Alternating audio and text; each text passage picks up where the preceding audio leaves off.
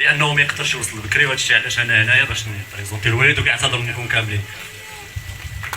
الميرث النشاء او مدنخ سنميرث لا فامي السراديه. ما اجمل التكريم ان ياتي. اجي معنا سي جواد، مازال محتاجين، ما سخيناش بك.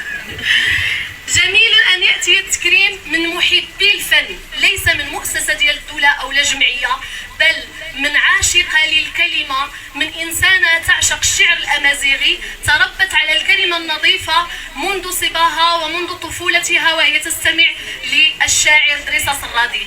ارتأت انها اليوم في ارضه وداخل مجاله ووسط يعني محبيه واخوته ان تقدم له مجرد تذكار بسيط جدا لتعبر له عن مدى حبها وتقديرها له. أستاذة سعاد حسيوي تفضل معنا، مديرة فندق لا ترويد، تفضل معنا. مكيس السنم أداي نيري أنو الشان زريف إيشا وخطر هذيك تندين إموزارة إلا أكيد نخ المديرة لوطيل لا ترويت أنت غيوشن تزريفت إمميس إدخل أرضي حاضر أنت هذا أكيد نخ. كذلك تفضل معنا الأستاذة فاطمة والشرع. أو راه المدناك ما نايم. لا فاطمة لا سير تسترى تدوت هذا أكيد نخ.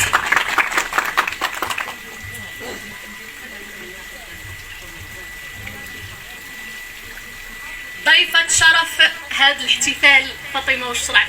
أبريق وثلاث أبريق لا فاطمة والشرع حاضر أكيد نخ. شاترو ريوتا يجين بكاس السنم.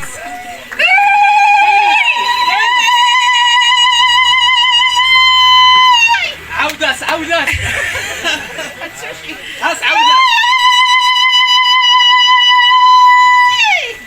عليك تمازيغين اللي حاضر.